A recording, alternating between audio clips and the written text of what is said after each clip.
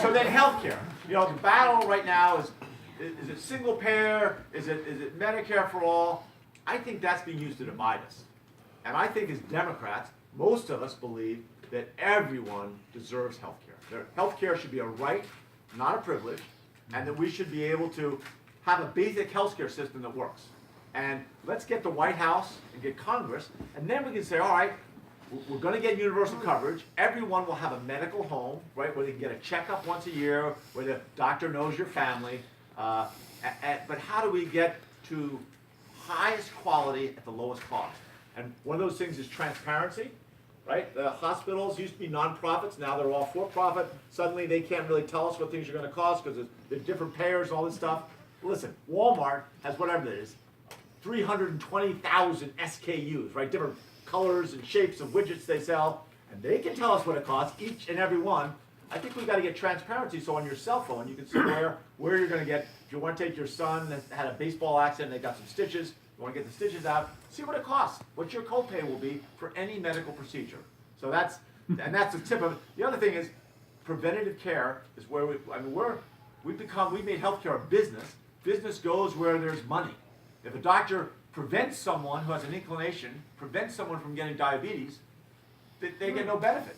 If a person gets diabetes and then has a crisis, a health crisis, then all of a sudden the doctor gets paid a bunch of money. That's not the way the situation should be, right? Everyone should have a financial interest in preventing things. So that's the start of healthcare. And just for the record, Medicare is going to play a big role in that, but Medicare Advantage is worth looking at. Medicare Advantage actually compensates people for, you can go, instead of having to drive downtown or driving to town to see your doctor, you can do it through the internet. And then the doctor can say, oh no, you better come in, that rash looks dangerous, or no, that's just, you got poison ivy. So that's healthcare. And then the last one, the training, and I'll just cut this real short so I can get that last question. We need to have a whole revolution on how we give kids skills. And we always forget that 65, 70, 75% of our kids are not going to have a 4-year college degree. That's been true, for 40 years. And we pulled back all of our vocational training, all the ways we used to transfer skills. We're going to have robots. We're going to have automation. Someone's going to have to operate those robots. We're going to need technicians who can fix those robots. They don't have to be electrical engineers, but they have to take a 3-month or a 5-month class on coding. They've got to know how it works.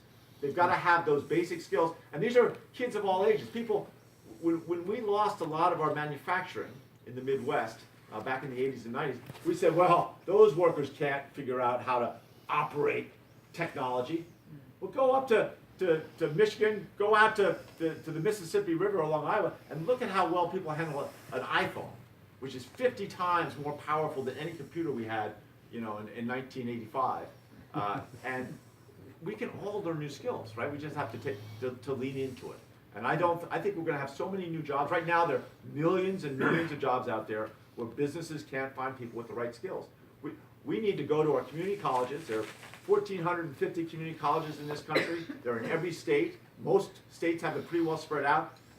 In Colorado, and I'm sure it's everywhere, businesses are happy to help finance community colleges. We'll loan some of their executives to teach at the community college. We can, in real time, make free skills for any kid who wants to, and any kid of any age can go to a community college and be able to get skills and get them a real job. And that's doable. Yeah.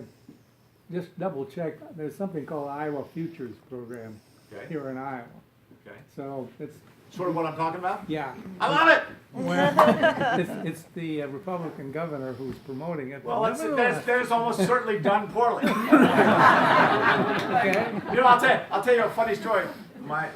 All 4 of my grandparents, my dad was from Cincinnati, Ohio, my mom was from Philadelphia, and all 4 of my grandparents were Republicans. All my aunts and uncles were Republicans.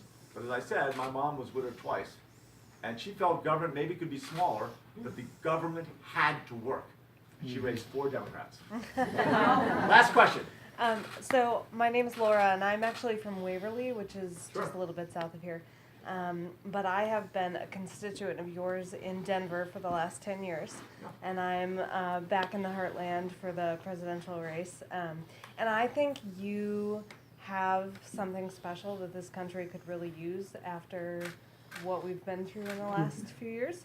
And I myself am a raging progressive, but what I love about your leadership is that you know how to speak to and work with everybody. And you've been a coalition builder for many, many From the years. beginning. You have policies that speak to my beliefs and things that speak to people who maybe feel differently about things, but I think that you are, what have you said, an extreme moderate or An something? extreme moderate, or somebody called me the other day, they called me a sensible progressive. Okay. So you're. It was just a joke. I was just, Well, I don't want to find out there was anything other than sensible progressives. So I guess it actually really speaks to me that you are an extreme moderate, because I think that is precisely what our Yes. country needs right Agreed. now. Like, I don't need to be president, we need you to be president. Oh, thank you. And I would love if you could just say something really quickly about how you're going to stand out among a pretty ragingly progressive field of Democrats at this point, because I think you have a lot to offer. I wish we had a microphone so the people in the back could have heard that testimonial. Laura spent 10 years in Colorado and was referring to me as a extreme moderate, which I think I might adopt. Yeah. I do remember hearing that months ago, but it slipped through our grasp. I look at the challenges they're facing, and so much of what we need to do is come together. And I believe when you look at the history of Iowa, and I think Iowa's going to be the key to this election. And obviously I got to get, hopefully a bunch of people will volunteer and help talk to their neighbors and get the word out. But I think I really am running to repair this crisis of division, as bad as it's ever been. And I think Iowa is the perfect state for me to do that. Again, I always say he's my great uncle. I think he was my third cousin once removed, was a guy named Governor Hickenlooper. Oh, Right? really? Exactly. No So, wonder. well, you don't think, how many Hickenloopers do you think there could be? But anyway, so he was family, and that's a weird, it's a funny little thing, but to have that benefit is important. But second, I think I do have all these farmers in Colorado that are, they supported me in 2010, but they were pretty skeptical. And now they are sold, and they are volunteering, saying, you got to run, and we'll come campaign for you in Iowa.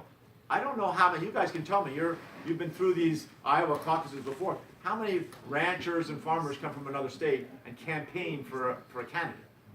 I suspect it's not very often. And then the third thing is, how many of you know a neighbor or a family member, somebody who's lived in Colorado for, let's say, a couple years in the last decade? All right, just raise your hand. How many of you guys? So that's almost every hand in the room. Iowa and Colorado are sister states. In a funny way, that people always say, this is true. I've been saying this for years. People say, well, people are so nice in Colorado. Why is that? I say, really, because so many people from Iowa have come to Colorado. And it's true. In a funny way, we've had people going back and forth between Iowa for a long time, and that allows, the fact that we were 40th in job creation and now we're the #1 economy in America for 2 years in a row, that's great, but it's hard if nobody knows about it. But a lot of people in Iowa already have heard it or sort of aware of it, so when I say it, they understand it and they get it. And I think, we'll see, I think I can win Iowa.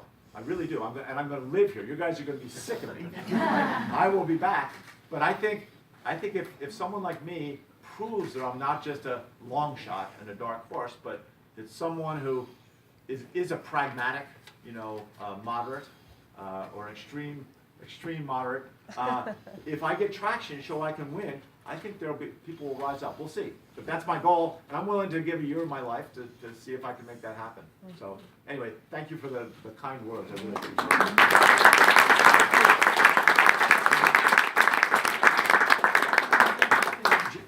it. Our governor was Harold Hughes.